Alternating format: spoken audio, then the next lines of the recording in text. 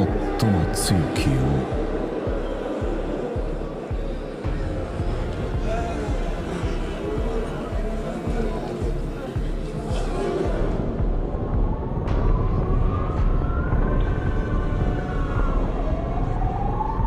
それが私のそうだ王だったのだ。 That's how it started. Basically, it just did well enough where it's like, hey, now do you want to adapt it into a comic? And I'm like, sure. And yeah, now it's an anime. Hello, we are here with the creator of The Beginning After the End. You may know him as TurtleMe. Welcome. Thank you for having me.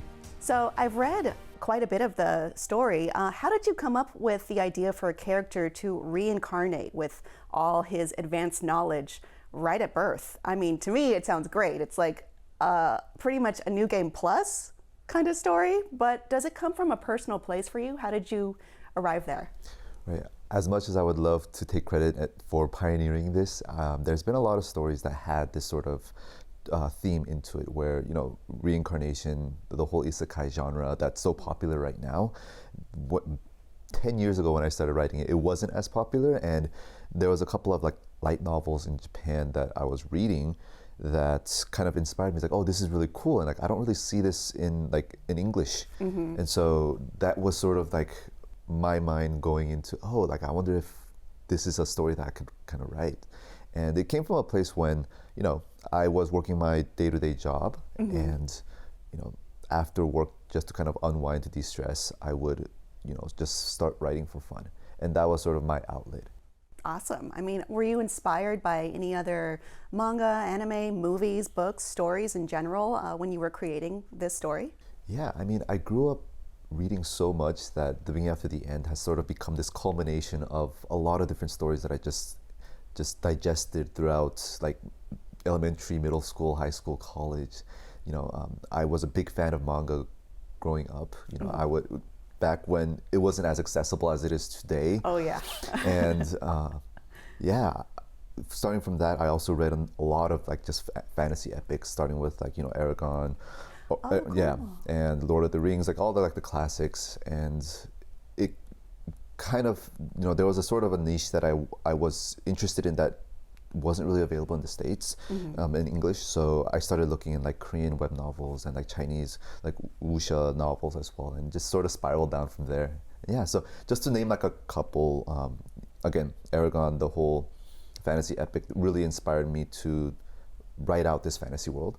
And like Mushoku Tensei is a title that really made me think about what reincarnation would be like. Mm-hmm. And so just to name those two, those were some cool inspirations that always spoke back to me when I began writing TBATE.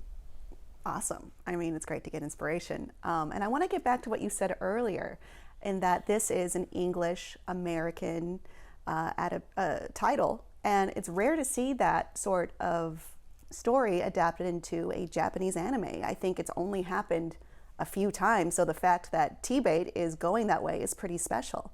Could you talk about how this came about?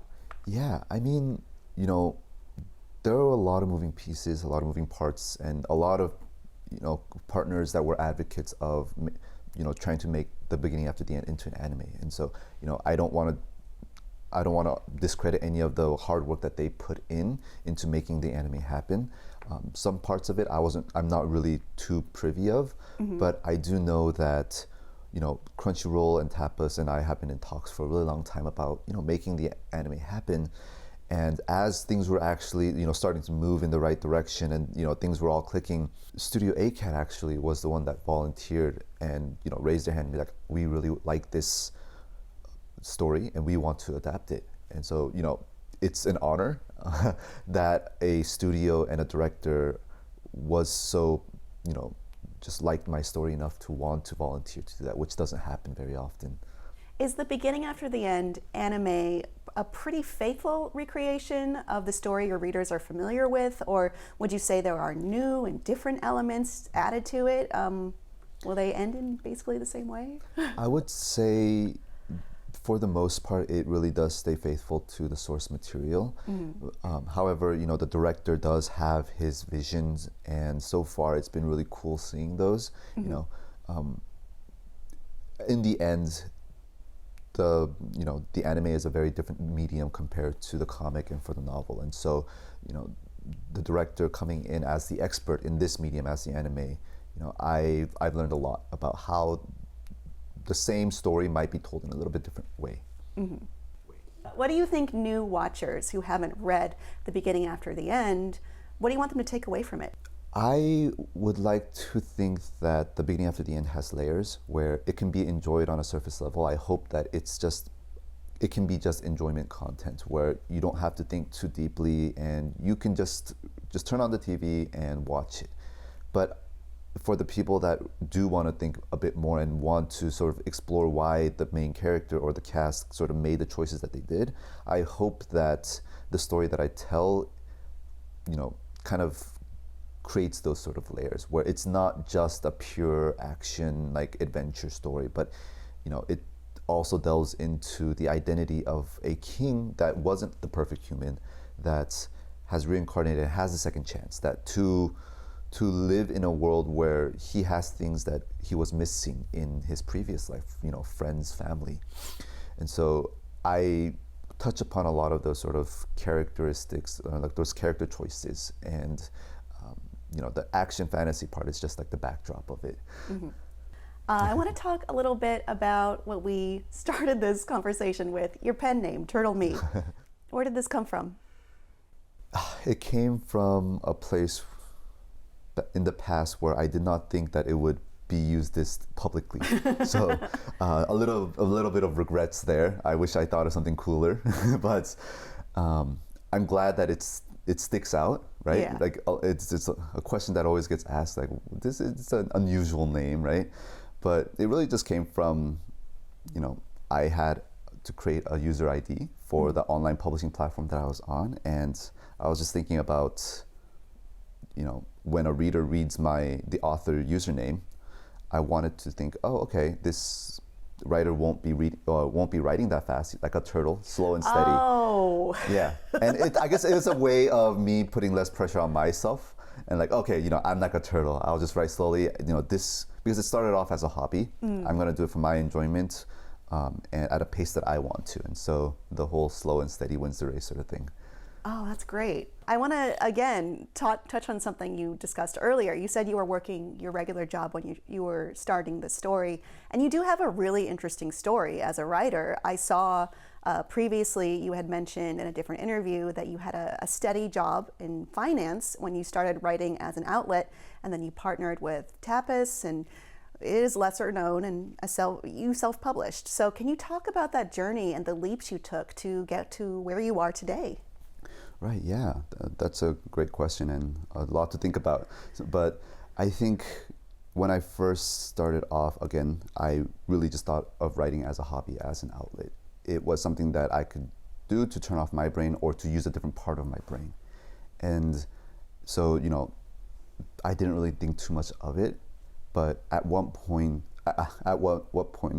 that kind of started to change was when more and more readers were sort of tuning in every time I released a chapter.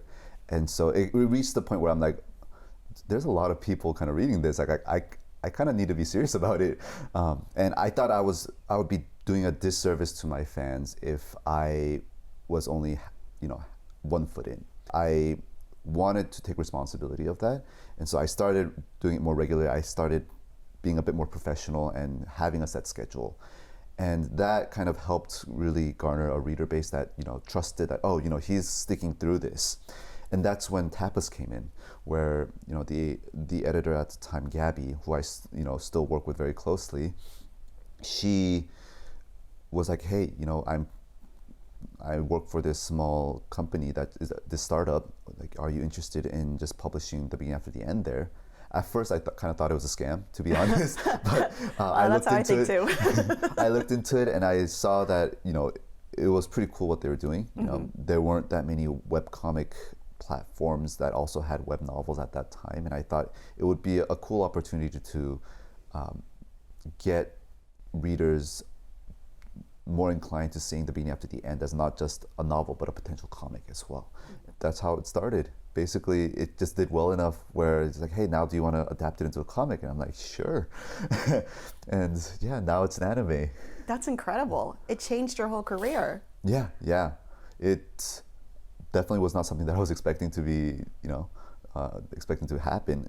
Growing up reading so much manga, I always thought that there was a set path for an anime to be made, which is, it had to be a manga first, and it had to have originated from Japan. So it's really cool to be at the forefront of all these barriers being broken. Is this your second life, kind of like Arthur's? Oh, that's a good question. I didn't think of it that way, but in a way, yeah. I think writing has really given me so many opportunities that I haven't even dreamed of. I didn't even dream of, like, when I was in college and thinking about, like, what am I going to do? Because since from high school all the way to college, when I was majoring in psychology, I was like, I don't really know what I want to do with this.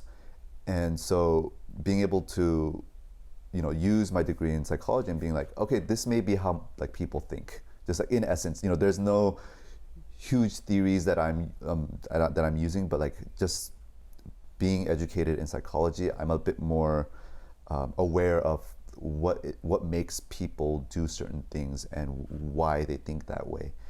And coming in a full circle, being able to use that in a way that I didn't think I would need to, as in writing, it really is sort of like a second life where I'm using my past knowledge to improve my craft in this new life. Lastly, I hear you have something special you'd like to share with the audience today. Yes, I found out not too long ago myself, but there will be a new trailer and key visual coming out next week. Awesome. So that sounds really exciting. Thank you again, Brandon, for joining us today. There's loads more FanFest coming up, so stick around.